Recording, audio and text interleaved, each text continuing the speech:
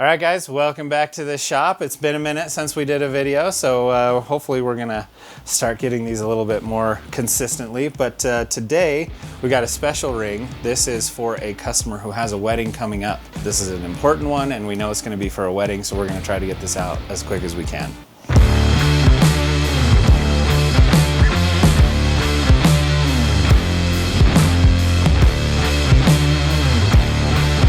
All right, this one's going off to Belgium. Charles's cousin, except for it has a weird Q. Yeah.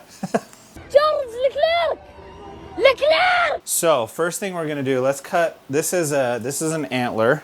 Jonas here has chosen a size 10 and a 10 millimeter width. Cool thing about antler, basically we get these from a local shed hunter. So all the antler that we use is actually Utah local antler, and it's all from natural sheds. We've never done a ring that wasn't a natural shed antler, so that's kind of cool. Sustainable source of antler. But basically what we do is we cut a little slice here, and then we'll pop it onto the CNC machine and get our size.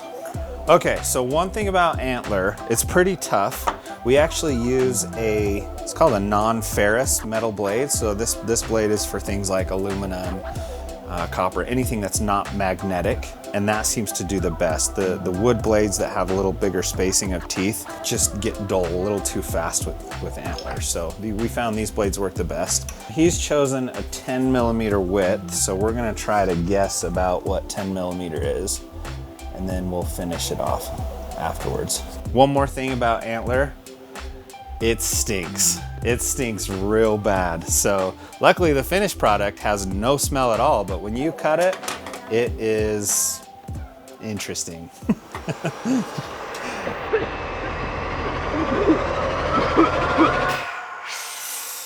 The worst thing is water buffalo horn, and that smells like burnt, rotting hair in dust form. It's awful. It's really awful. All right, now that we've got our little piece, you can tell that's all the antler it takes. Basically, the width of the ring is all the antler that we need to use for one ring. So now that we've got our little piece here, we're gonna pop it into our CNC machine, and we're going to load our size 10.5 program, because that's what he ordered. All right, we ready?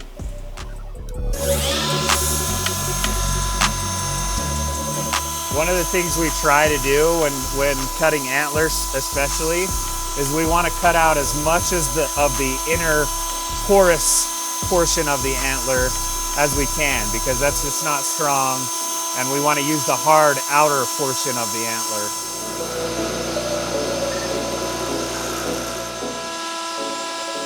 All right, now we've got our hole cut out of it thanks to the CNC. One of the issues that we have to deal with when working with antler is it is porous. We try to cut out as much of the inner porous portion as possible, but it's still, you can kind of see in here, it's still kind of got some holes and things like that. So what we need to do is fill those holes. We call it stabilization. We need to stabilize those holes. And the way we're gonna do that is with just some of our classic CA glue. I like to use the medium on this one first, and then I'll actually jump over to some thin stuff. We'll let that soak into some of the bigger holes, and then I'm going to jump over to our thin CA glue and let that run into whatever's left. Okay. Once I feel like it has filled most of the holes, we're going to hit it with some of our accelerator. And that more or less instantly cures that CA glue. Sometimes for the really porous rings, if we get one, we'll have to do this step multiple times, 2 or 3 times, in order to fill all those holes. So this one's not too bad though. This one's pretty good. So now that we've got the inner portion stabilized, we're just gonna jump onto the lathe and shape it into a ring. You kind of got to be a little careful with antler when cranking it down like this, because this is an expanding mandrel and it's putting a lot of pressure outwards, and you can crack antler if you put too much pressure on it. Another thing with antler, I call it grippy. It's like a grippy material. And sometimes it will just snag your cutting tool. Just grab it. And so you want to take small-ish bites out of antler so that it doesn't bind up your machine and potentially crack the antler. So basically right now, all I'm concerned about is the outer diameter.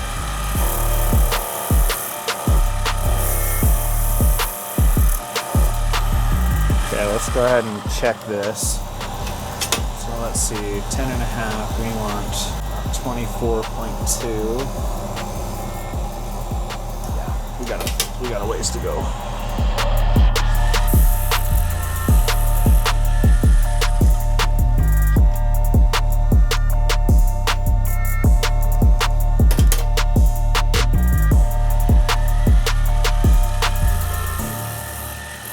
Call that good. So we've got the outer diameter correct, but you'll notice if you come over here and look at it this way, it's really wobbly.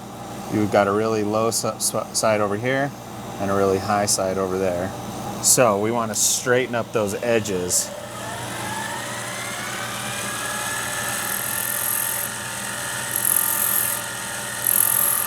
Just like that.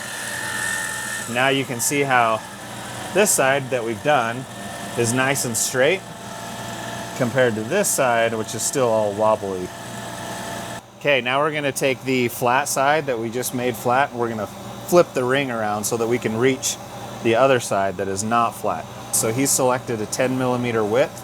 So we're gonna shave this down until we hit 10mm wide.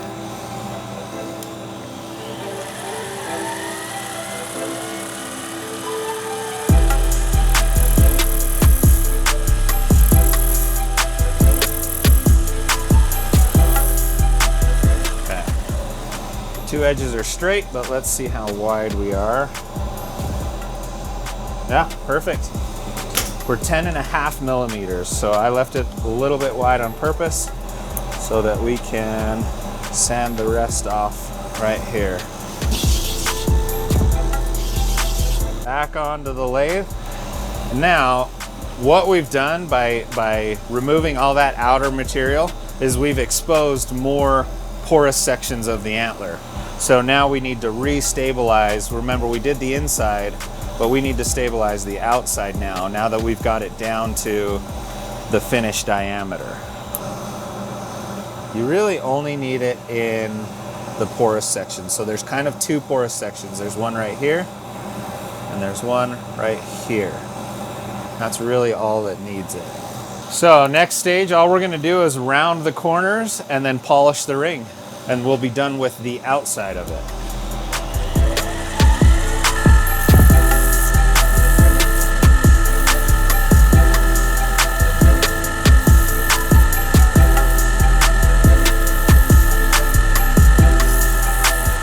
I typically stop around 800 grit, whereas some of the other ones will go clear up to like 2500. This doesn't seem to make a difference on an antler, anything finer than about 800.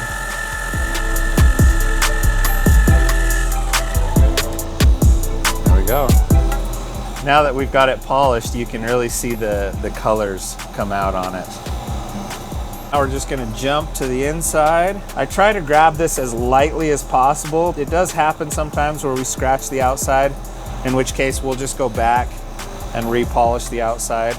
Just bevel in the inside to give it what we call a comfort fit.